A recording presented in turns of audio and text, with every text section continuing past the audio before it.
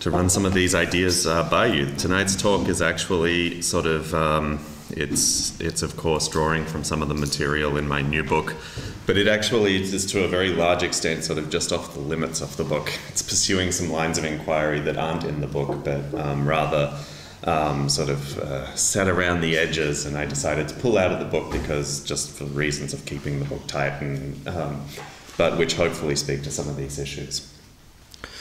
So the big question is, what does it mean to historicize the basic concepts that organize understandings of human sociality? This question has weighed especially heavily on those of us who, as practitioners of the humanistic social sciences, grapple with the history of colonial societies, where social science arrived unquestionably as a foreign import.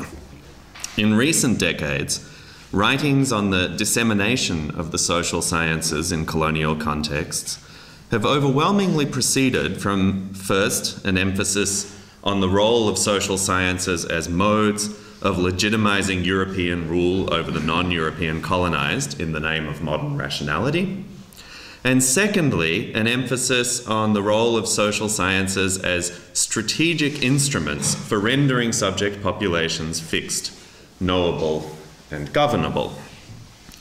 These dual focuses, both important in themselves, emerged as an important corrective to a prior generation of scholarship by colonial, nationalist, and developmentalist thinkers who were charged with an uncritical acceptance of the claims of the social sciences to be vehicles of universal rationality and progressive social, economic, and political development. Even so, it's possible to rethink the history of the social sciences in colonial societies from a radically different set of conceptual and interpretive presuppositions. As Bill Sewell has suggested, social scientific inquiry is, at least in part, a response to the mysterious opacity of the social structures that constitute what he calls the interdependence of human relations, and hence of the ultimate ground of our being. If this proposition has any validity in relation to our contemporary practices of interpretation as humanists and social scientists, that's what Sewell is referring to, then it's hard to see what legitimate grounds there could be for not extending its implications to the interpretation of intellectual and cultural productions in the past, right? To use this as a historical method.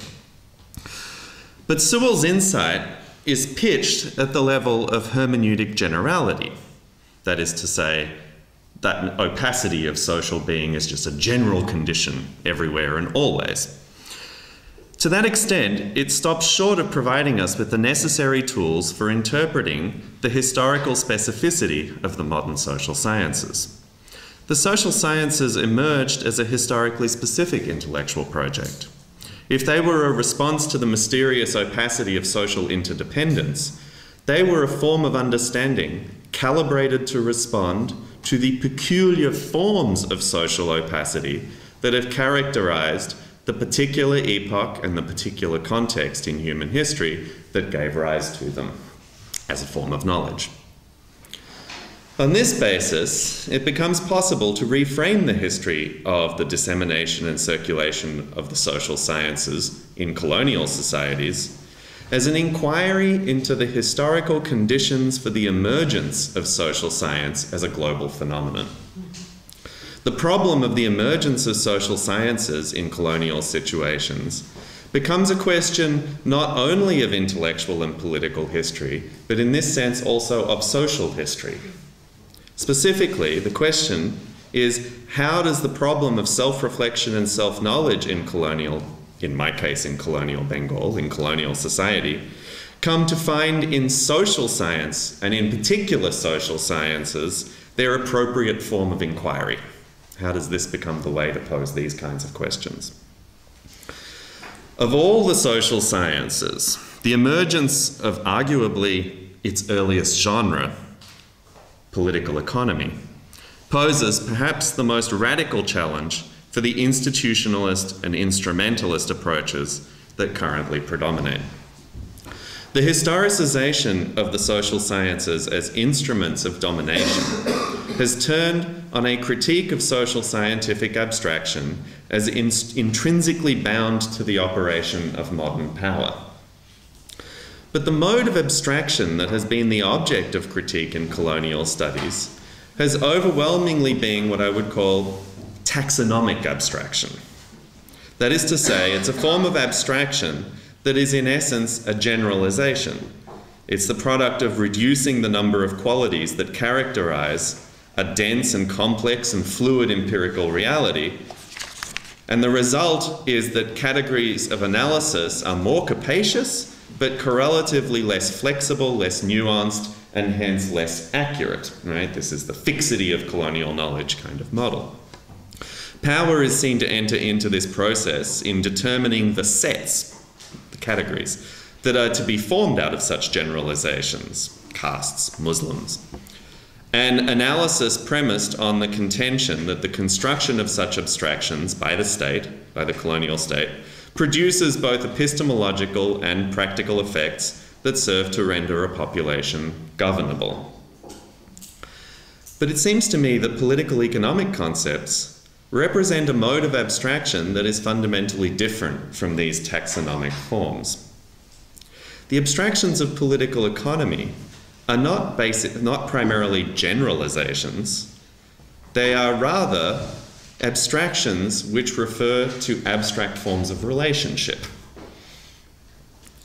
They are abstractions that refer to forms of human relationship that are of human interdependency that are themselves abstract and opaque in nature, namely the constellations of objective social interdependence that both constrain and constitute individual agency in modern capitalist society, while themselves being the unintended consequences of the aggregate effect of individual projects formed within such constraints. This is the basic kind of insight of, say, a wealth of nations, let's say, is to describe forms of relationship that operate as part of our everyday life, but which are largely invisible to us, our radical dependency on countless other people who actually provide for our needs. This is what I would call a real abstraction. This is not my term of art, obviously, but political economic abstractions, while themselves necessarily conceptual in nature, nonetheless do not turn on a thinning of the empirical in the same sense as taxonomic abstractions do. Since categories like value or capital or price name structured and structuring forms of relationship that turn on essentially abstract structures of interdependence, the object of political economic abstraction is itself already actually abstract. This is surely what Adam Smith was already intuiting when he argued early in The Wealth of Nations that commercial society was not based on personal relations of benevolence, but rather was the unintended consequence of the pursuit of individual interests in a complex division of labour that evacuated relationships of interdependence of any personal, direct content. Our most important relationships are with people we don't meet or know, and are unlikely to ever meet or know. Political economic abstraction thus raises fundamental questions about the degree to which the domain of social relations, the ostensible object of the colonial social sciences, can be adequately characterized on the basis of ethnographic or phenomenological emphases on the richness and fluidity of social life. This is, as it were, another dimension of social life. Now, if I'm at all correct in suggesting that the colonial history of political economy should be susceptible to a social history, it's not going to be at the expense of a valuable scholarship that has shown so persuasively how colonial forms of knowledge, including political economy, were used to institute colonial forms of domination. Nor will any mere instance of the articulation of a political economic concept in a particular colonial context set in motion the kind of analysis I have in mind here. After all, in principle, I readily concede that colonial actors could use political economic concepts at any moment after they had encountered them.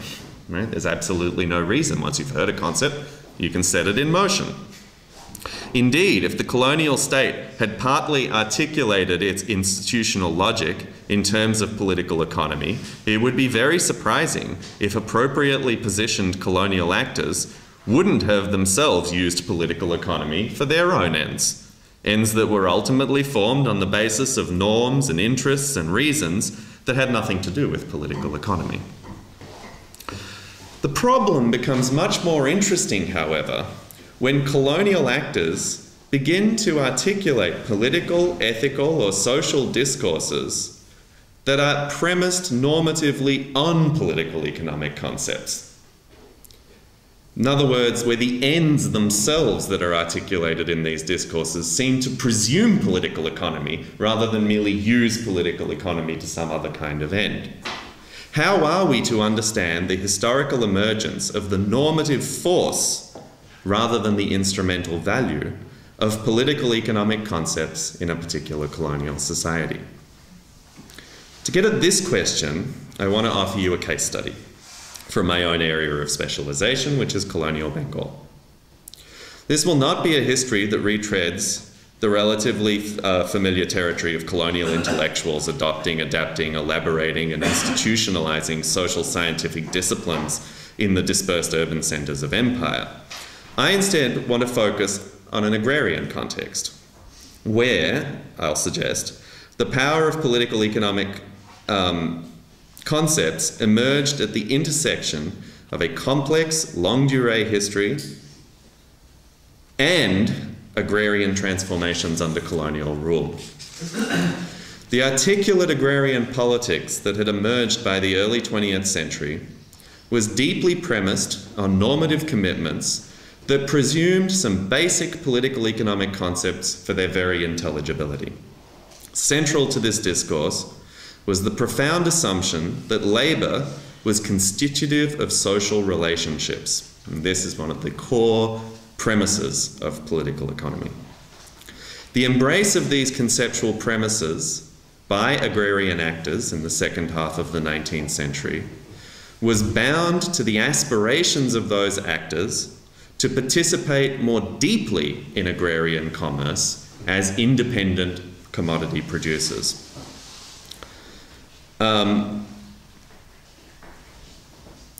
As a result of the embrace of these political economic premises as a normative foundation of agrarian political aspirations, further conceptual spaces opened within which more elaborate political economic arguments could be received into the heart of agrarian politics.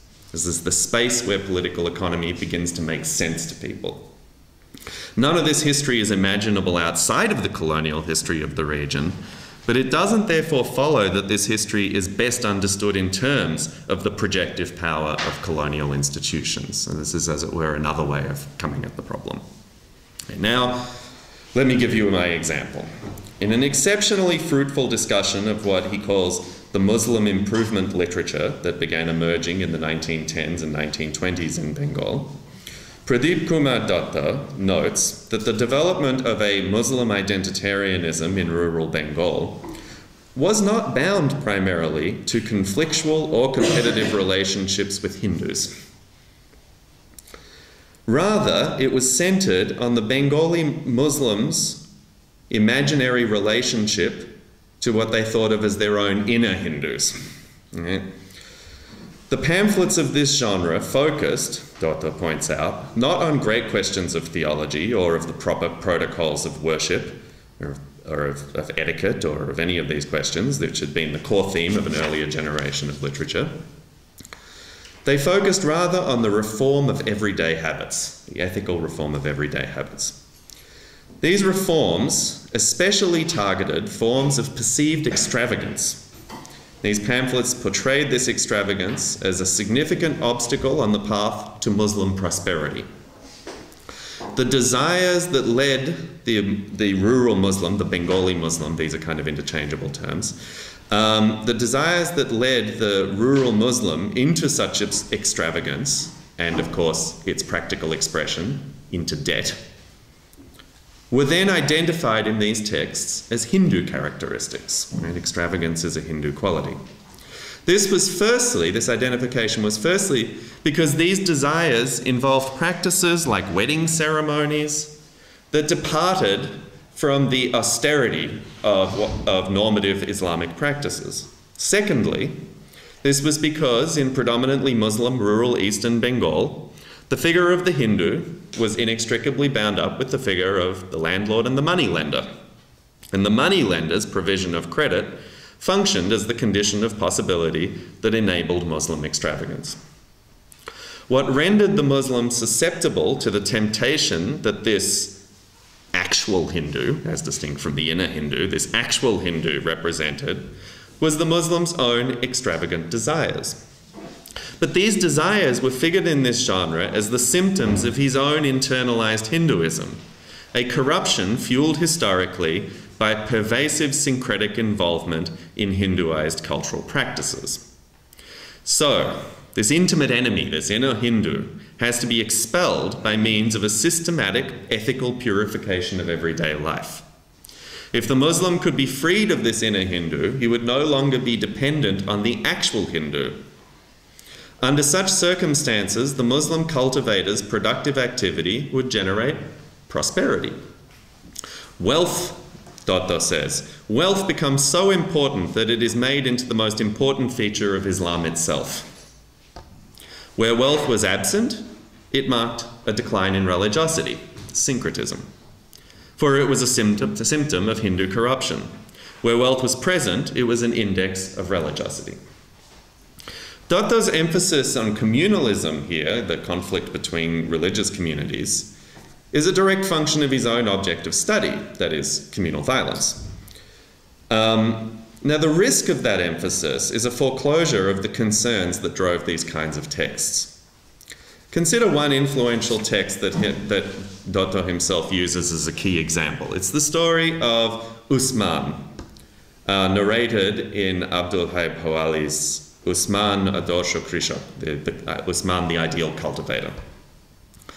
This pamphlet tells the, quote, true story of a cultivator in Mymensingh, the district where Hawali lives, an eastern district where the pamphlet was first published in 1920, and then there's another expanded edition the following year.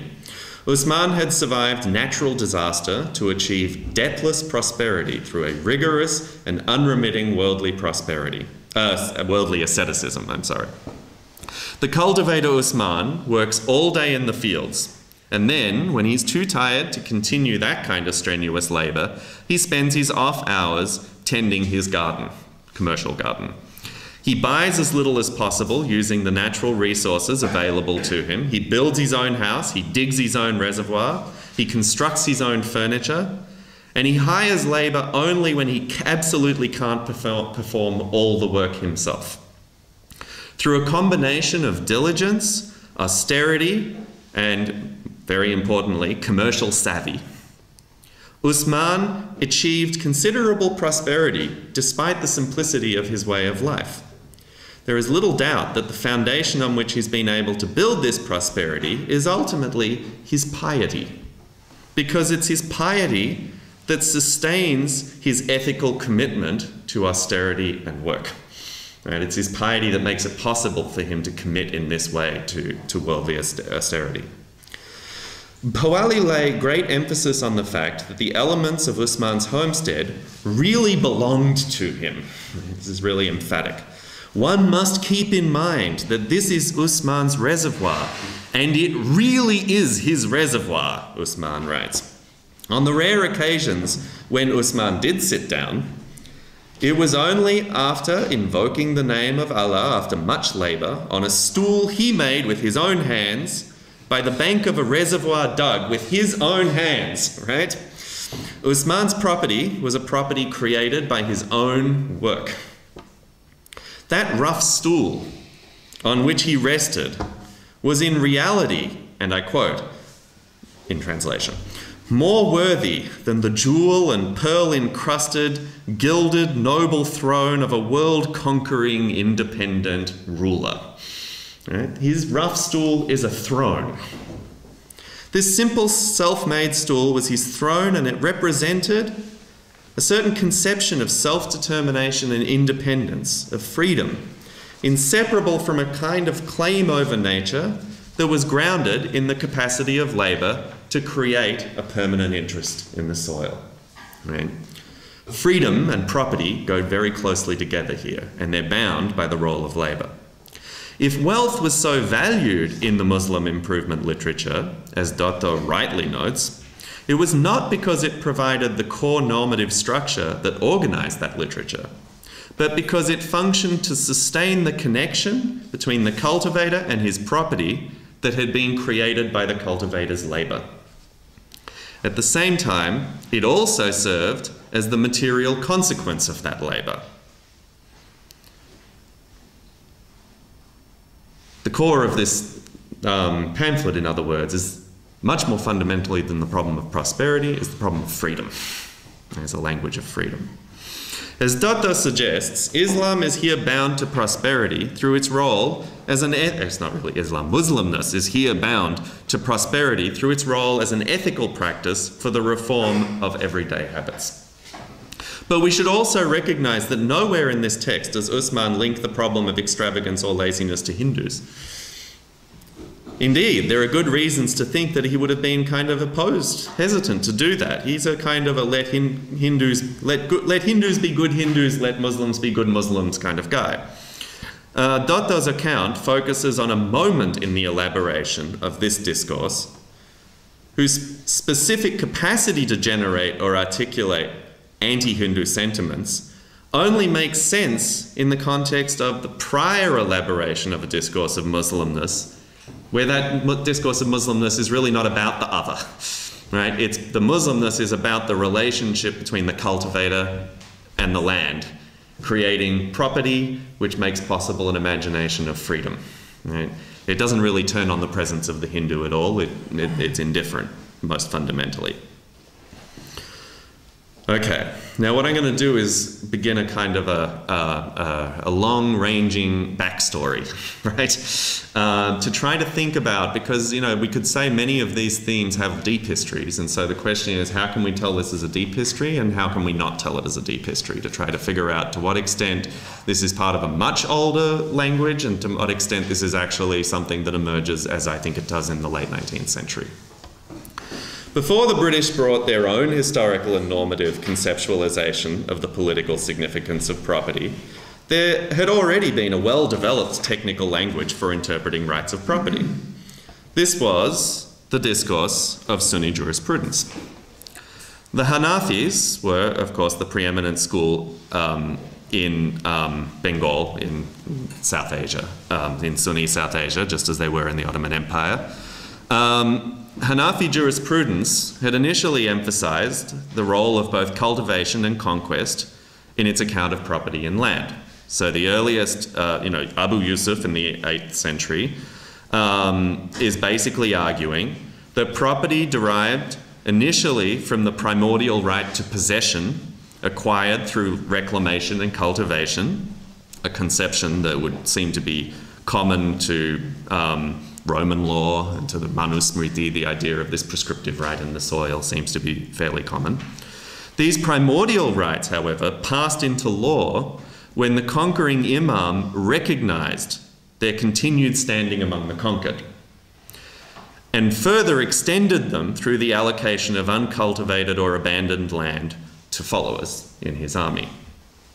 The individual who was in possession of the property was the presumptive owner of it, and that owner was obliged to cultivate the land and to pay a tax, kharaj, to the treasury. The payment of kharaj on the land was thus itself served as a de facto proof of proprietorship. Right? If I pay kharaj, then I can actually claim that I must be the proprietor of the soil. By the 15th century, though, in the context of Mamluk ascendancy in Egypt and the development of new fiscal practices developed by the Ottomans in southeastern Europe and Western Anatolia, the basic parameters of Hanafi jurisprudential orthodoxy on the question of land ownership shifted. Now here I'm channeling a synthesis of the work of Baba Johansson, Kenneth Kuno, Martha Mundy. The ownership of all agricultural land, Hanafi scholars generally came to concede, had passed into the hands of the sovereign through a cumulative succession of escheats, or intestate deaths. Following the 15th century writings of Ibn Hammam and the 16th century writings of Ibn Nujaym and Abu al-Sud Effendi, the defense of rights of property in the soil came to proceed from claims about how such rights had been legitimately acquired from the sovereign, rather than from how they derived from primordial rights grounded in cultivation. Agricultural land was generally assumed to be state-owned, with the recognition of individual property being mostly confined to buildings, trees, walls, livestock, tools, and other largely urban forms of possession. Secondary rights to the land could be acquired by individual cultivators based on the leasing of usufructuary rights in the land's productive powers from the state. Cultivators were thus deemed to be paying rent rather than kharaj. This could be rent to the sovereign, or it could be rent to the legitimate purchaser of the land's revenues. Or it could be rent to the religious or charitable trust created by such legitimate purchasers of land from the state. This meant that these rental payments no longer implied proprietorship over the land, as kharaj had in the classical doctrine. Over the course of the 18th century, there would be further significant, but never uncontested, developments in the jurisprudence of landed property. Rights over land would increasingly be justified not only by reference to the presumptive force of possession or the sovereign's universal proprietorship over land, but also by a general recourse to the grounding of such rights in the labour invested in the soil through the plough. This did not mean that the basic principles developed in Ottoman jurisprudence were reversed, however. The primacy of the sovereign as the source of rights in the soil remained acknowledged. But the capacity of a cultivating proprietor, still understood to be the kind of proprietor who derived their rights in the soil through a grant from the state, not a peasant, not a cultivator in that sense.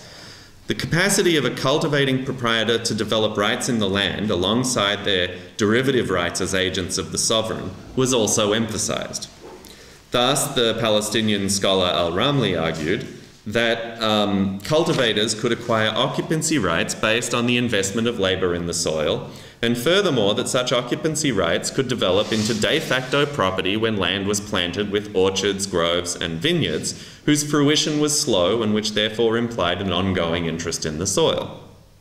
A notion of property as constituted practically within the domain of productive activity, rather than out of rights delegated from the sovereign, thus gradually came to exceed the limits of the administrative impulses and jurisprudential accommodations that appear to have shaped earlier approaches, though never to the degree that the proprietor's obligation to the treasury ceased to define the limits of proprietary rights. Right? All proprietary rights still ultimately have to come from the state. In the process, the right of possession based on cultivation, present in the earliest formulations of Hanafi jurisprudence, could sometimes be reasserted in terms of a property not merely in a portion of the sovereign's rights to the land's product, but to the land itself as a means of production. The domain of everyday commercial relations was already implicitly assumed in these debates. It would seem that Hanafi jurists were at least partly being obliged to think through the theoretical implications of the practical significance that land was acquiring as it became enmeshed in a complex skein of partly credit-fueled commercial agriculture and transfer through sale, rental and pawn agreements and de facto inheritance. Throughout these transactions, land was treated de facto as property. There were similar tendencies in Maliki and Shafi jurisprudence. If anything, Kenneth Kuno suggests even more pronounced.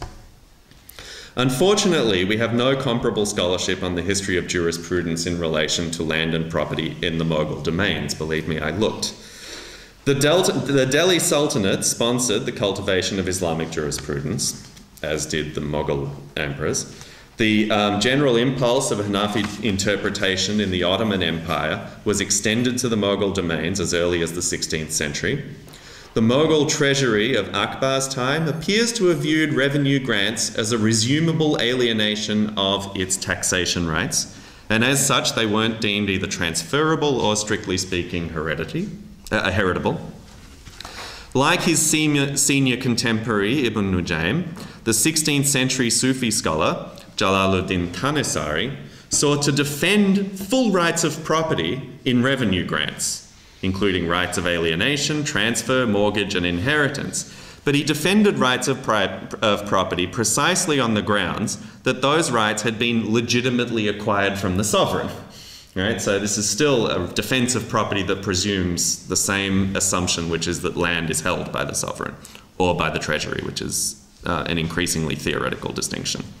Tanesari argued that there was no evidence that the Muslim conquerors had ever reaffirmed the proprietary rights of the conquered when they had conquered South Asia. And even if they had done that, he said, there was little reason to believe that the current occupants of the soil were in fact the real descendants of those original proprietors, right? So even if they had done it, that doesn't mean that anybody still has rights to the soil. Therefore, the land should be deemed the property of the public treasury, and grants of such land had the character of a property and revenue duly acquired from the state. The notion that rights over the land derived from the sovereign must have become more plausible and compelling as the Mughals distributed grants over uncultivated wastelands and gradually transformed tributary subordinates into quasi-officials in the imperial revenue administration. As in the Ottoman lands, the development of new conceptions of property was also occurring in relation to the domain of land use, and not merely in relation to the question of the ultimate authority over the disposition of the land's revenues. There seems little reason to doubt that these transformations in Mughal India were occurring within a context of rapid commercialization and monetization shared with and connected to the Ottoman world. Nowhere was any of this more apparent than in Bengal. Starting in the 16th century, a Muslim religious gentry of ulama and peers, holy men, would claim a portion of formerly uncultivated jungle wasteland and set about coordinating its clearance for settled agricultural purposes. These pioneering settlers might initially undertake such clearances after receiving a grant of land from its zamindar, landlord, kind of, or after purchasing such rights from a zamindar.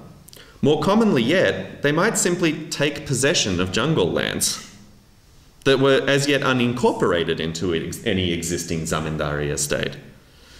But since such claims had no legal standing in relation to the imperial state, and the public treasury could claim primary proprietary rights over uncultivated lands, the settlers would subsequently seek to have their rights formally recognised by the Mughal revenue authorities to turn it into property. If approved, these grants constituted heritable proprietary rights in the land in return for a commitment to maintain a mosque or shrine, to bring the land under cultivation, and to pledge support to the Mughal regime.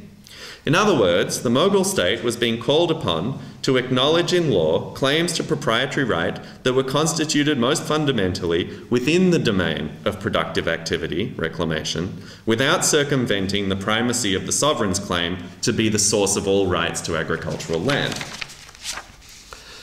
As a consequence, the connection between Islam and cultivation was a very old one in Bengal, and it was at the level of land use rather than at the level of Islamic jurisprudence per se that connection was forged.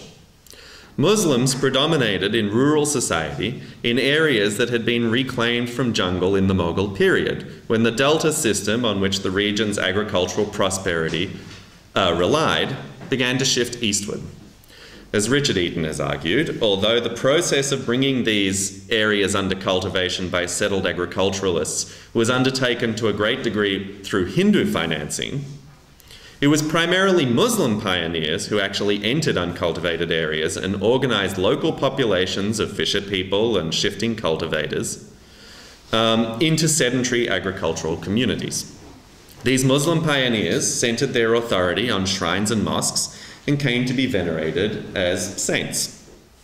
It was through the institutionalization of their and their descendants' charisma and organizational capacities that populations expanding from the new prosperity brought by wet rice cultivation that populations were gradually integrated into Islam.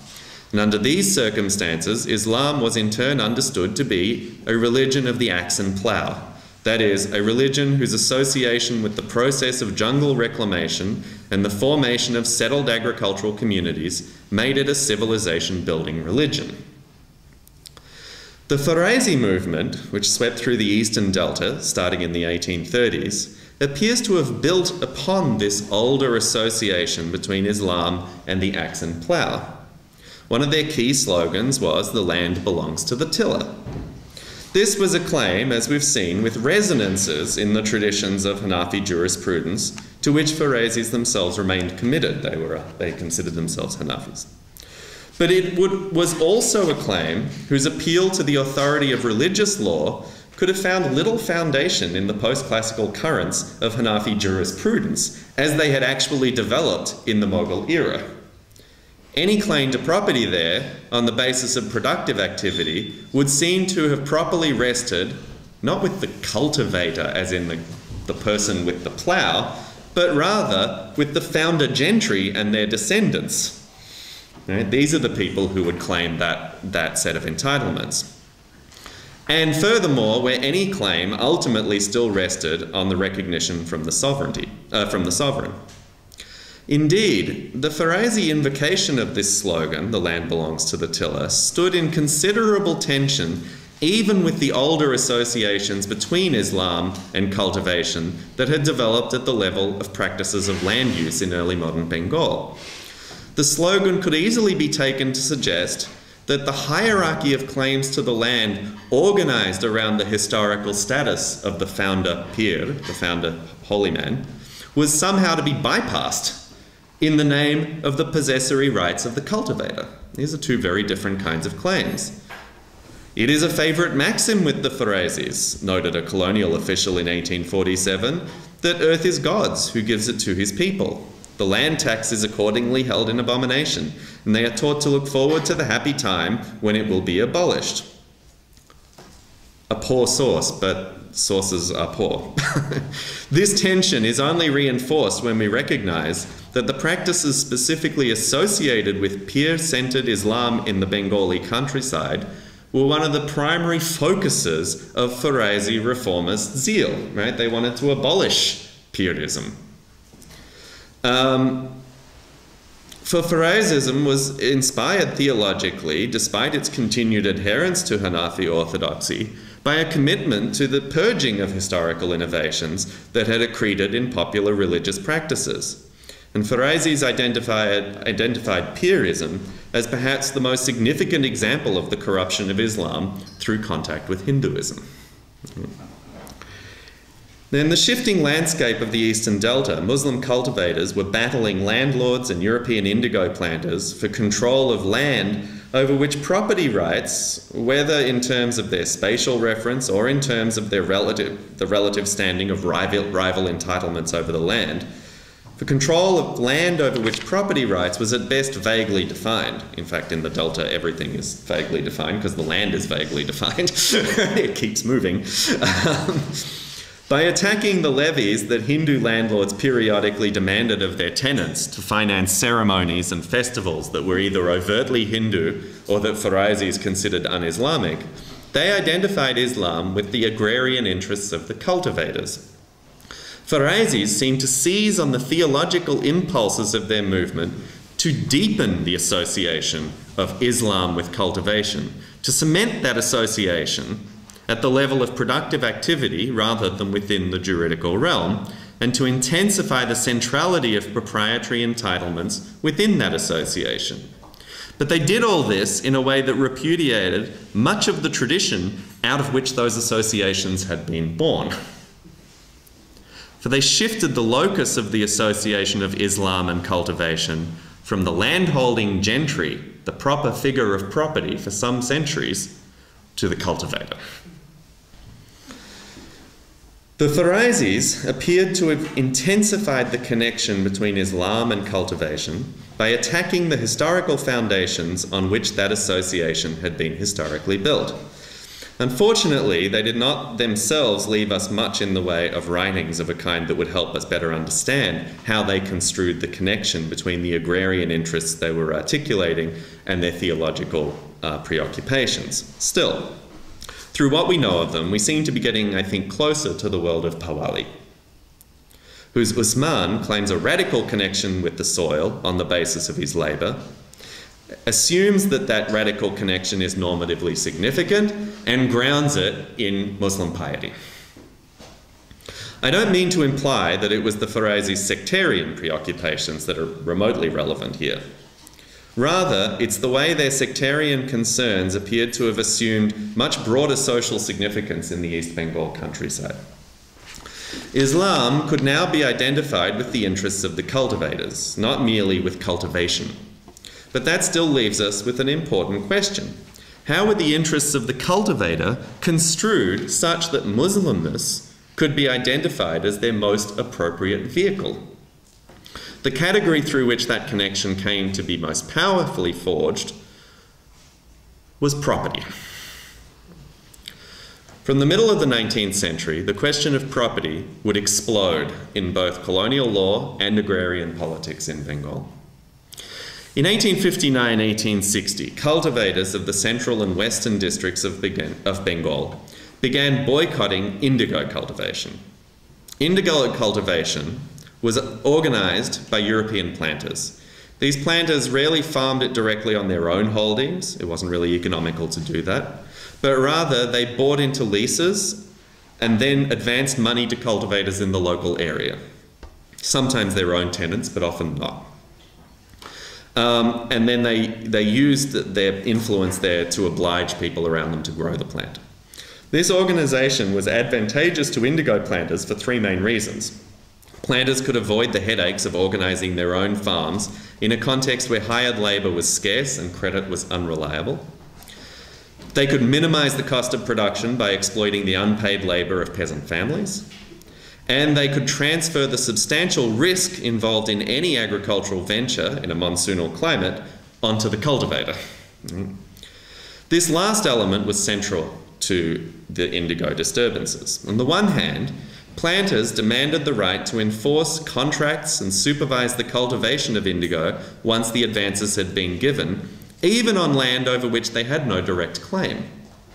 They also claimed such entitlements when debt had accrued to cultivators for having failed to fully pay off their advances, and this debt was sometimes treated as heritable. In these cases, the relationship between the planter and the cultivator seemed to be conceptualized as a relationship between capital and labor. On the other hand, the fact that the planter was actually functioning as a creditor and a purchaser of the plant, coupled with the fact that it was the cultivators who bore the risk of crop failures, seemed to imply that the relationship between the planter and the cultivator was a contract between individual and independent producers, both parties, in the language of the time, capitalists. The core demand of the indigo cultivators seemed to be that they should be treated as independent producers, entitled to grow whatever it was in their best interests to grow. And this demand was pitched under circumstances of a deepening commercialisation of agricultural production at a time when the prices of rice and other commercial crops were rising against stagnant and depressed indigo prices. That is, the cultivators were arguing that indigo production was not an instrument of broad-based commercialisation, as indigo planters always claimed, but rather an obstacle to a broad-based commercialisation. If we're not forced to grow indigo, then we will grow commercial crops and we'll be able to participate in commerce more profoundly. They staked their claim to independence on a pro-commercial stance rather than an autarkic vision. This is a striking political move at a time when most cultivators were still heavily invested in autarkic production alongside commercial agriculture. But this is where they seem to pitch their normative hopes, right? That we will be best served by deepening commercialization. Furthermore, they linked their claim to the status of free producers, independent producers, to an independent possessory right in the soil that confounded any attempt to reduce them to the status of labourers under the planter. In the end, after some predictable equivocation, the colonial state backed the cultivators, effectively beginning a process in which, over the subsequent 2 decades, indigo cultivation would be largely displaced from Bengal to neighbouring Bihar.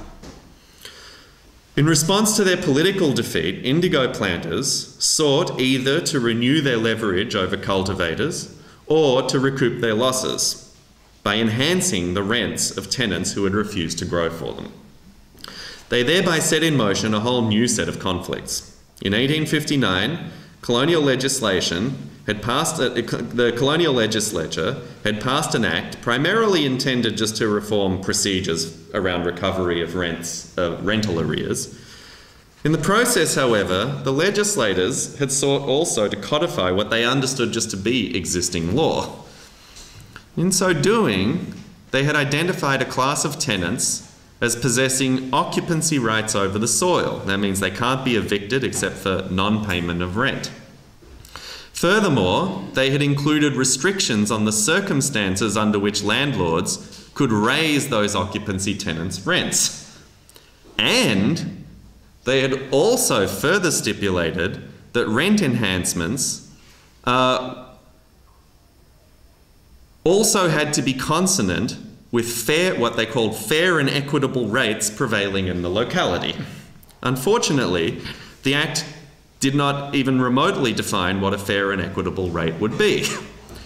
If, in keeping with classical political economy, the market was deemed to have a capacity to generate multilaterally beneficial outcomes, then surely there could be no reason to assume that fair and equitable rates were different from market rates. Aren't they the same thing? This was the position of the Chief Justice of Calcutta's new High Court. Yet, there was considerable doubt as to whether the assumptions upon which the classical political economists had demonstrated the tendency of the market to bring about such fair and equitable outcomes applied in the context of agrarian India. So in 1865, the full bench of the High Court determined that the fair and equitable rate was really one which should be determined proportionately. That means if the reason for increasing the rent was a 25% increase in the gross value of the land's product, in that case, the rent could only be enhanced 25%. The justification was that this would preserve the cultivator's pre-existing interest in the soil, and it would maintain the same interest. The justification was that it would preserve their pre-existing interest in the soil. The cultivator's interest, the lead opinion argued, did not derive from the landlord in the way that a tenant's right derives from a landlord, nor did it derive from the state, understood as the universal proprietor. Rather, the cultivator's interest was a distinct, separate and primordial interest in the soil, a form of co-proprietorship enshrined in custom and common law. The principle of proportion was thus intended to preserve that interest as a property in the land that extended beyond a mere right of possession, occupancy, to a hereditary stake in whatever surplus the land was capable of producing through its natural fertility, beyond what was necessary to cover the costs of producing the crop, labour and capital.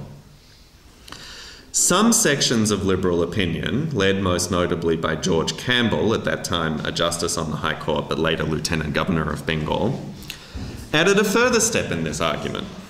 Campbell argued that the cultivator's primordial and customary interest in the soil was ultimately derived from the original labour of reclaiming the soil from jungle and rendering it cultivable.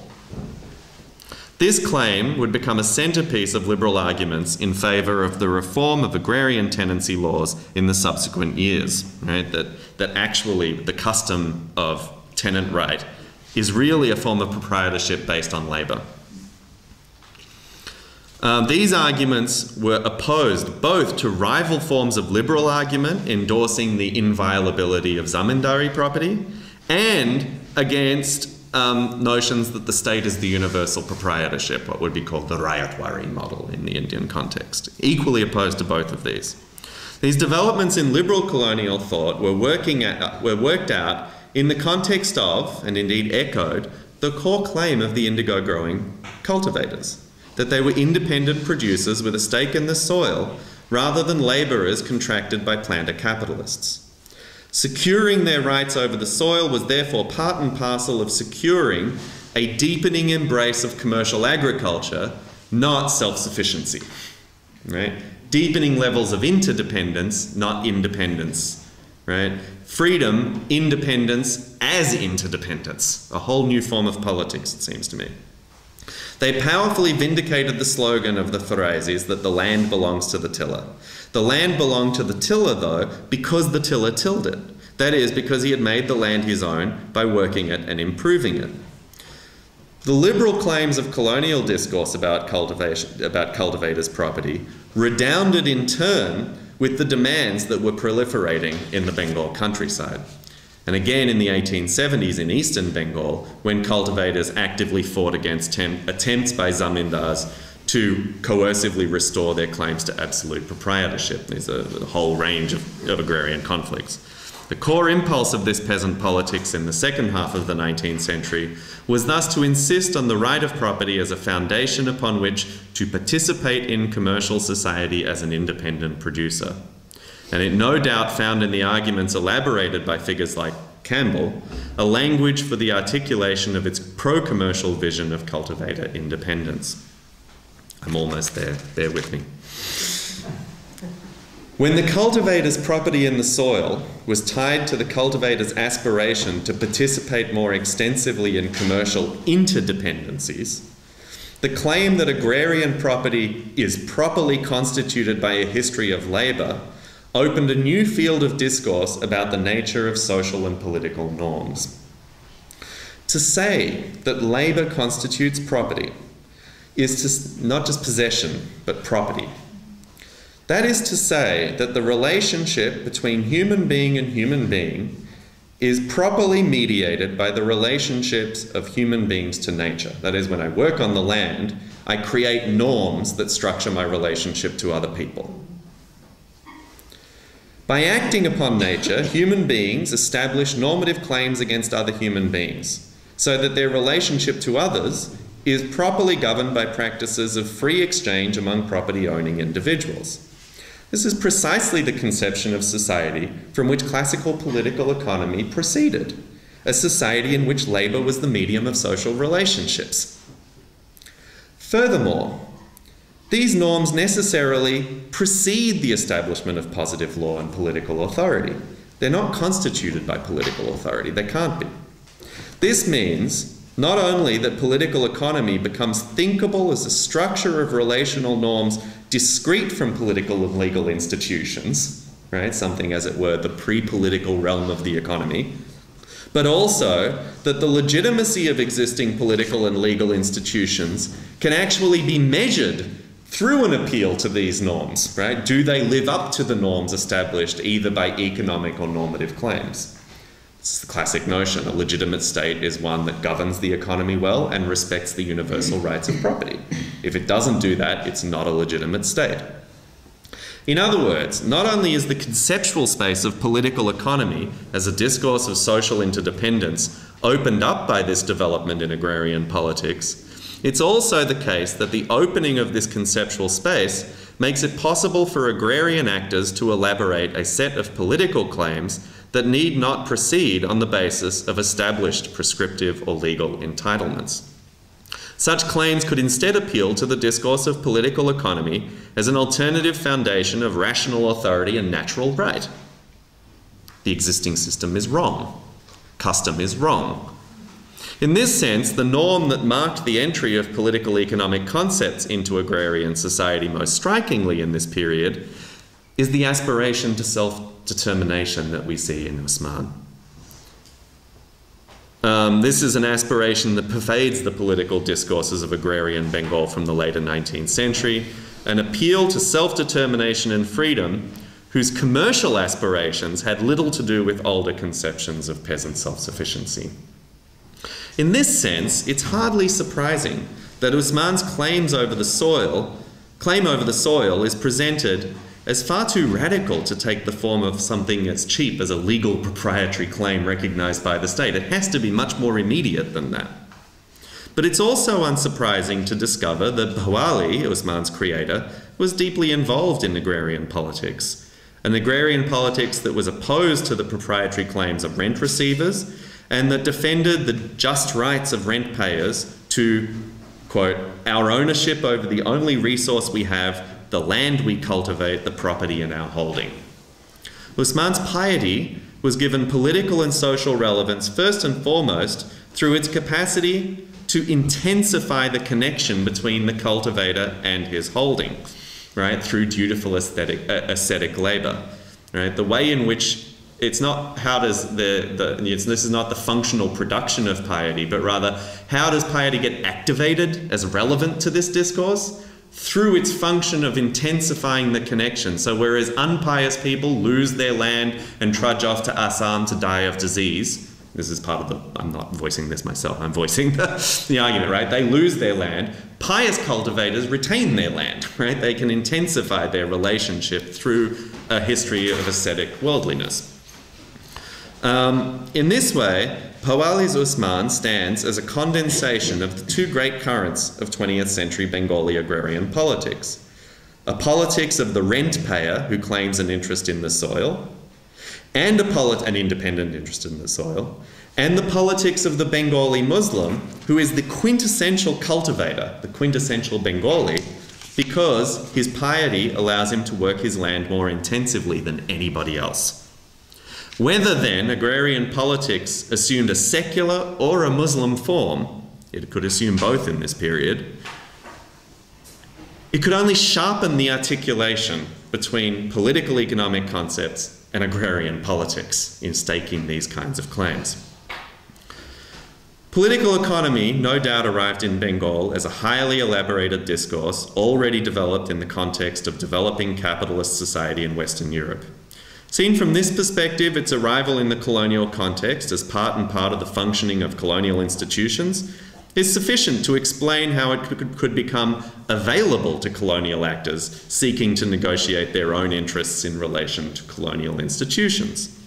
But to understand how agrarian actors could come to articulate a political vision whose normative parameters were themselves implicitly bound to political economy requires something more than just the presence of political economy, right? How do you inhabit political economy? This requires a new kind of conceptual history, one that focuses not merely on the reception of concepts horizontally across the space of empire, but also on the reception of concepts, as it were, vertically through the kinds of social space that intellectual historians have far too often neglected.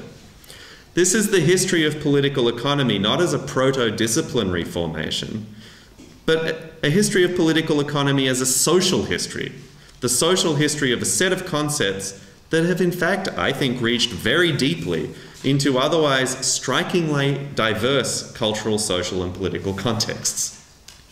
Making sense of that reach is fundamental to understanding what political economy's epistemological status is as a modern form of knowledge. That is to say, if political economic concepts have epistemological status, this must have something to do with their ability to assume significance in a goal. I'm done.